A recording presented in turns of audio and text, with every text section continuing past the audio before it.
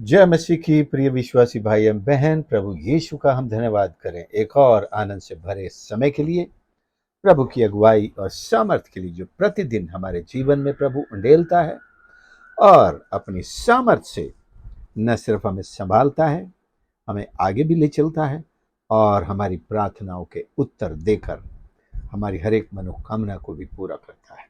इन दिनों में हम नहमिया की पुस्तक से अध्ययन कर रहे हैं, मनन के रूप में अध्ययन कर रहे हैं और आज हम 7वें अध्याय पर शुरू के 4 पदों पर मनन करेंगे, जहां पर हम पाते हैं कि शहर पनाह तो बन गई है और फाटक खड़े किए जा चुके हैं, लेकिन इतना ही होने के बाद सब बात खत्म नहीं हो जाती है। ये बहुत जरूरी हो जाता है कि इनकी रखवाली की जाए और इस रखवाली के लिए, इस सुरक्षा के लिए कुछ लोगों को जिम्मेदारी सौंपी जाए। कई बार हम कुछ काम करने रहते हैं, उनको करके निश्चिंत हो जाते हैं, जैसे घर तो बन गया, बस अब कोई चिंता फिक्र नहीं, लेकिन उस घर की रखवाली के लिए ताले भी लगाने पड़ते हैं। आजकल तो अगर हम कहीं एक दिन के लिए भी चले जाएं तो जानते हैं सब सुरक्षित नहीं है, और फिर सीसीटीवी कैमरे लगाकर और किसी को वहां रख करके तभी हम घर से बाहर जाते हैं। शहर पनाह बनने के बाद भी शत्रुओं की तरफ से खतरा बना रहता था। ठीक है, आपने आत्मिक रूप से परमेश्वर से एक आशीष पाली है, सारे खतरों के सामने अपने आप को सुरक्षित तो कर लिया है, लेकिन सावधान रहने की जिम्मेदारी की शुरुआत हो जाती है। क्या किया, पढ़ते हैं। जब शहर पनाह बन गई और मैंने उसके फाटक खड़े किए और द्वारपाल और गवैये और लेविये लोग ठहराए, 3 लोग ठहराए, द्वारपाल, गवैये और लेविये। तब मैंने अपने भाई हनानी और राजगढ़ के हाकिम हनन्याह को यरूशलेम का अधिकारी ठहराया, क्योंकि यह सच्चा पुरुष और बहुतेरों से अधिक परमेश्वर का भय मानने वाला था। मैंने उनसे कहा, जब तक धूप कड़ी न हो तब तक यरूशलेम के फाटक न खोले जाएं, और जब पहरुए पहरा देते रहें तभी फाटक बंद किए जाएं और बेड़े लगाए जाएं। फिर यरूशलेम के निवासियों में से तू रखवाले ठहराए, जो अपना अपना पहरा अपने अपने घर के सामने दिया करें। नगर तो लंबा चौड़ा था, परंतु उसमें लोग थोड़े थे और घर नहीं बने थे। ये तो केवल बाहर की हालत सुधारी गई है, शहर पनाह सुधारी गई, उसमें फाटक लगाए गए हैं और जो दरारें थी उनको ठीक किया गया है।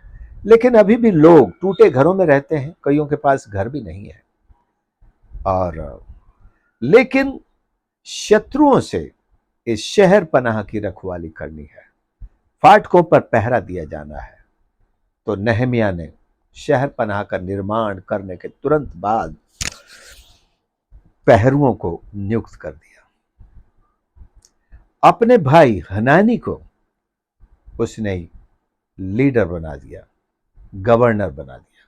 ये वही हनानी है जो नहमिया को समाचार ला करके देता है कि यरूशलेम का क्या हाल है, शहर पनाह टूटी पड़ी है कैसे। और ये सुनते ही नहमिया रोने बैठ गया था।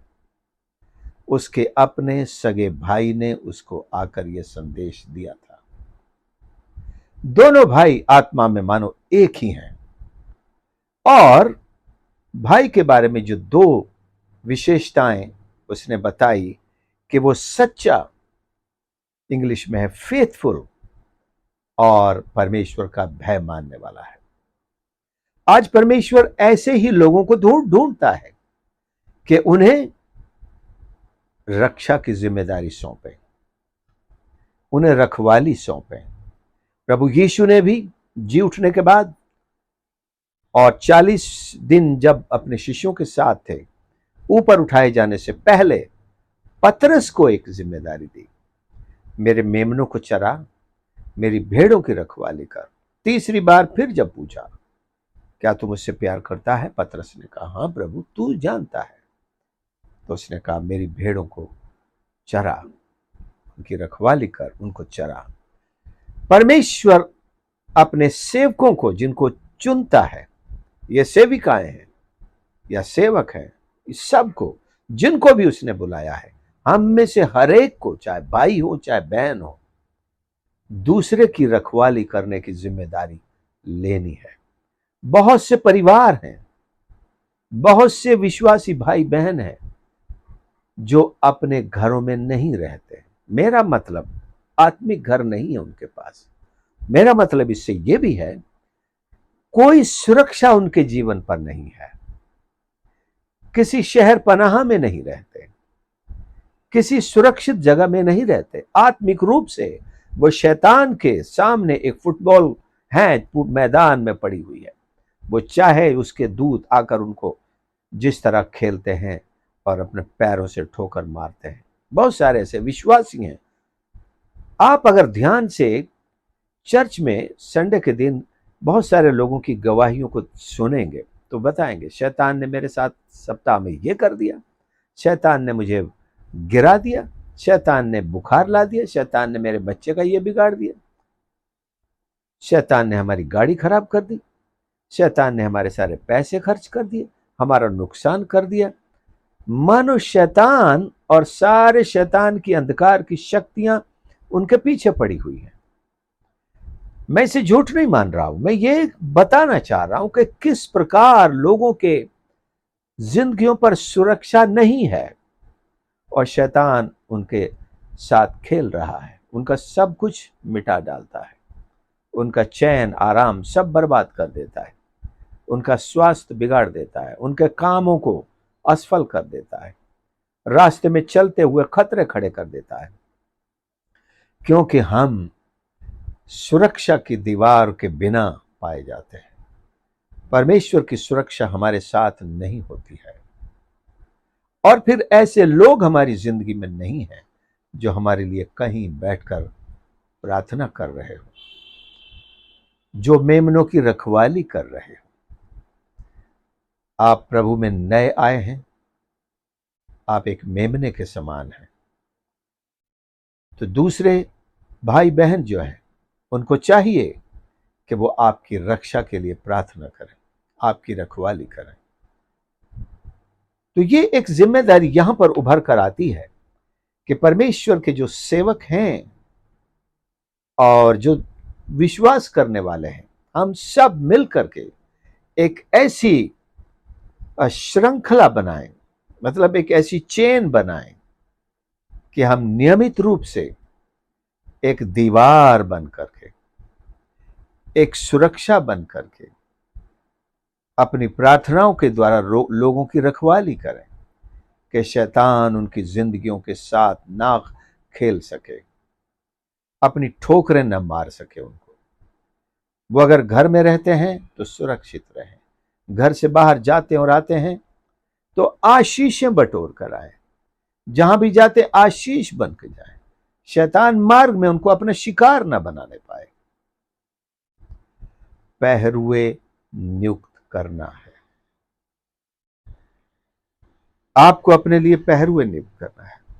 तो शुरुआत इस तरह होगी कि आप किसी के लिए पहरुआ बन जाएं। हाँ, आज से मैं इस परिवार के लिए पहरुआ हूं, अर्थात I will be praying for them, मैं इनके लिए रात दिन प्रार्थना करूंगा, ठीक उस तरह जैसे हमारे प्रभु यीशु करते थे अपने शिष्यों के लिए। उनको पता था पतरस आज रात गिरेगा, ठोकर खाएगा, सारे चेले आज रात ठोकर खाएंगे, मुझे छोड़कर भागेंगे। उनके लिए प्रार्थना की। पतरस से कहा भी, मैंने तेरे लिए प्रार्थना की कि जब तू फिरे। ये प्रभु यीशु की प्रार्थना का उत्तर था कि पतरस फिरा, लौट के आया, भले वो गिरा। प्रभु ये भी जानते थे जब कोई गिरता है तो परमेश्वर, आप सोचेंगे क्यों नहीं रोकता है।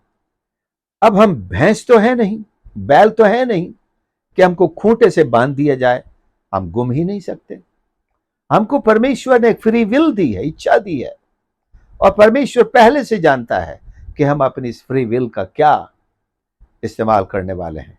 उसने हमको चेतावनी दे दी, आज रात तू मेरा इनकार करेगा। उसके बाद भी पतरस ने इनकार किया, लेकिन प्रभु को ये उसने कह दिया था, तू करेगा, तू कितना भी बोल दे कि मैं तो आपके साथ मरने के लिए तैयार हूं प्रभु, तू फिर भी करेगा, डर जाएगा, लेकिन एक बात कि तू लौट कर आएगा।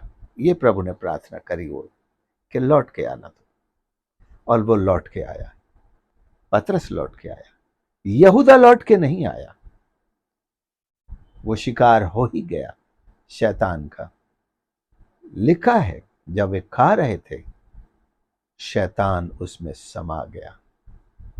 यीशु के हाथ से रोटी खाने वाले के अंदर भी शैतान समा सकता है। याद रखें, हमें रखवाले बनना है, अपने अपने बच्चों के, अपने परिवार के, किसी और के लिए भी रखवाली करना है। बहुत से परिवारों में तो शहर पना है ही नहीं, दीवार है ही नहीं, सुरक्षा का कोई नहीं है। घर की ईंट गारे की दीवारों से मेरा मतलब नहीं है, मेरा मतलब है उस आत्मिक सुरक्षा से है जो हम प्रार्थना के द्वारा, यीशु के लहू के द्वारा, अपने विश्वास से शैतान का सामना करने के लिए खड़ी करते हैं। हमारी ढाल, हमारी झिलम, हमारा भाला, हमारी तलवार, यह हम परमेश्वर से प्राप्त करके अपनी रक्षा के लिए इस्तेमाल करते हैं। क्या लिखा है? तब मैंने अपने भाई हनानी और राजगढ़ के हाकिम हनन्याह को यरूशलेम का अधिकारी ठहरा दिया। कोई न कोई हो जो जिम्मेदारी ले। आप जिम्मेदारी लें, परिवार के लोग लें, आपके चैन प्रेयर की टीम के लोग जिम्मेदारी लें, और इस तरह से हम इन कामों को, इन बातों को नियमित रूप से करें।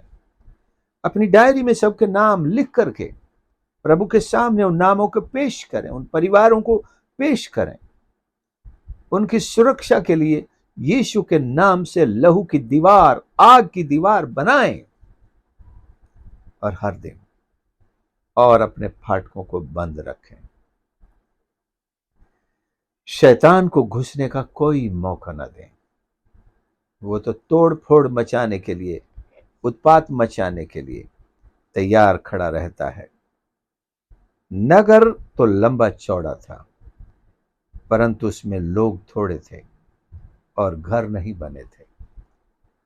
लोग बंधुआई में जा चुके थे, 70 साल की बंधुआई में चले गए थे, और जो थोड़े बहुत 70 साल में किसी भी अच्छे से अच्छे घर का मेंटेनेंस ना हो तो टूट फूट जाते हैं।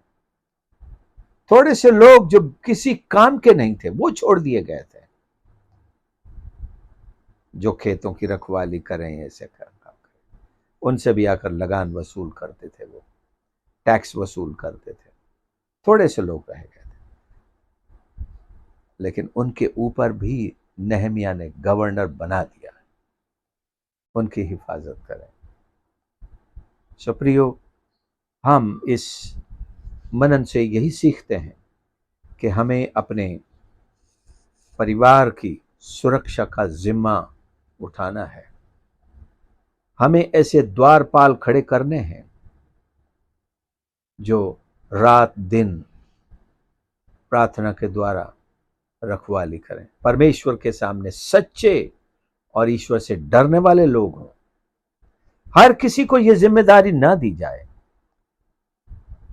अगर वो फेथफुल नहीं है, हां हां तो बोल दिया, डायरी में आपका नाम लिख लिया, लेकिन दुआ के समय सो रहे हैं, दुआ कर ही नहीं रहे, न उपवास का कोई उनको बोझ है, और प्रार्थना के लिए कोई समय नहीं निकालते, ऐसे लोगों को ना दे जिम्मेदारी।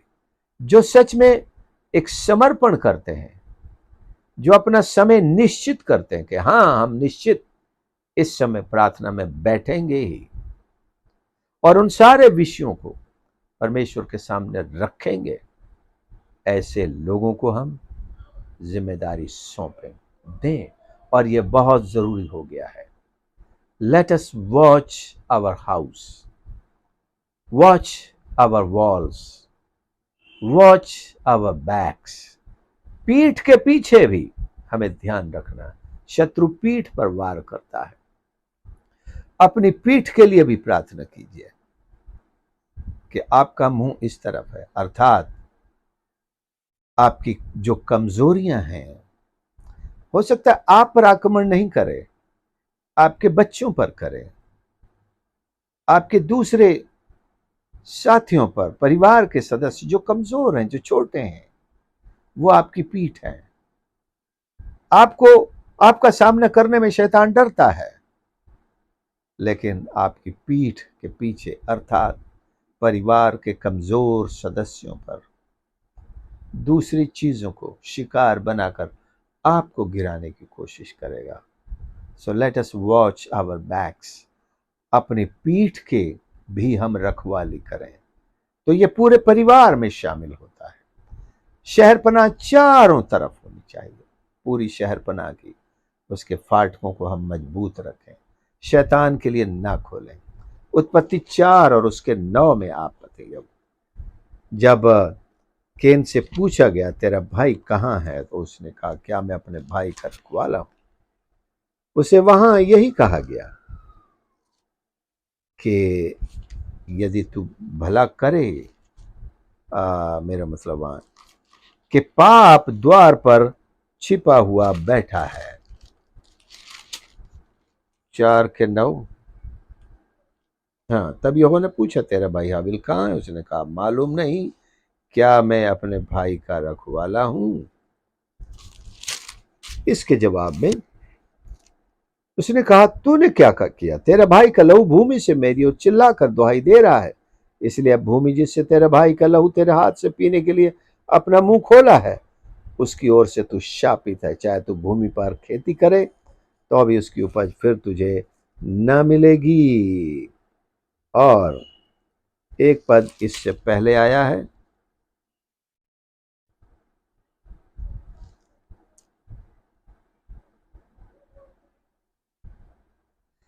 पद 7 में, यदि तू भला करे तो क्या तेरी भेंट ग्रहण न की जाएगी, और यदि तू भला न करे तो पाप द्वार पर छिपा रहता है और उसकी लालसा तेरी ओर होगी और तुझे उस पर प्रभुता करनी होगी। द्वार पर छिपा बैठा है, अंग्रेजी में जो शब्द है इस पर, इसका जो मूल यूनानी भाषा में है, वो एक कुंडली मारकर बैठा हुआ है। कुंडली शैतान सांप मारता है। तो कई बार देखे दरवाजे के नीचे से सांप अंदर नहीं घुस सकता है, तो वो दरवाजे पर ही कुंडली मार के बैठ जाता है। जैसे आपने दरवाजा खोला, आपका पैर उससे टकराया, वो वहीं काट लेता है और उसका निशाना आप हैं। कहने का मतलब, फाटक सावधानी के साथ खोले जाएं, कहीं बाहर शत्रु तो नहीं है, शैतान तो कुंडली मारकर नहीं बैठा हुआ, कोई सांप तो नहीं है।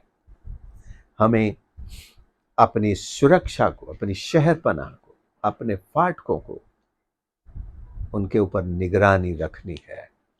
शत्रु फाटक तोड़ नहीं पाएगा, लेकिन फाटक के बाहर बैठकर हमारे निकलने का इंतजार करेगा। अगर वो अंदर नहीं आ सकता तो आप तो बाहर निकलेंगे। इसलिए हम सावधानी बरतें, अंधेरे में ना निकले। अर्थात उसने कहा ना, सूर्य चढ़ने पर द्वार खोले जाएं। अर्थात जब तक हम अपनी सुरक्षा मुकम्मल न कर लें, प्रार्थना में अपने आप को ईश्वर के हाथ में न सौंप दें, परमेश्वर के लहू की अग्नि की सुरक्षा में न आ जाएं, हम यूं ही शैतान के सामने निकल न जाएं।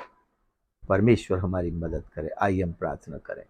प्यारे प्रभु मेरे परमेश्वर, मैं धन्यवाद करता हूं आपके इस पवित्र वचन के लिए, जो हमारी रक्षा के लिए, हमारे मन प्राण शरीर आत्मा, हमारे परिवार के हर एक सदस्य, हमारे सारे साथियों की सुरक्षा के लिए हमें शिक्षा देता है प्रभु जी। आज हम आपसे प्रार्थना करते हैं, हमारी शहर पनाह को मजबूती दीजिए प्रभु, हमारे हर एक फाटक को मजबूती दीजिए प्रभु जी।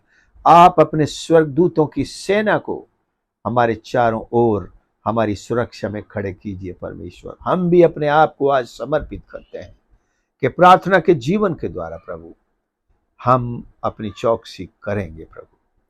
हम आप पर विश्वास करते हुए अपने आत्मिक मल युद्ध में प्रार्थना, तलवार, विश्वास और अपने विश्वास की ढाल और अपनी झिलम को लेकर प्रभु जी इस मल युद्ध में आगे बढ़ते रहेंगे। हमारी सहायता और मदद कर। हर एक सुनने वाले को आपके हाथ सौंपता हूं, परिवार के हर एक सदस्य को आपके हाथ सौंपता हूं प्रभु।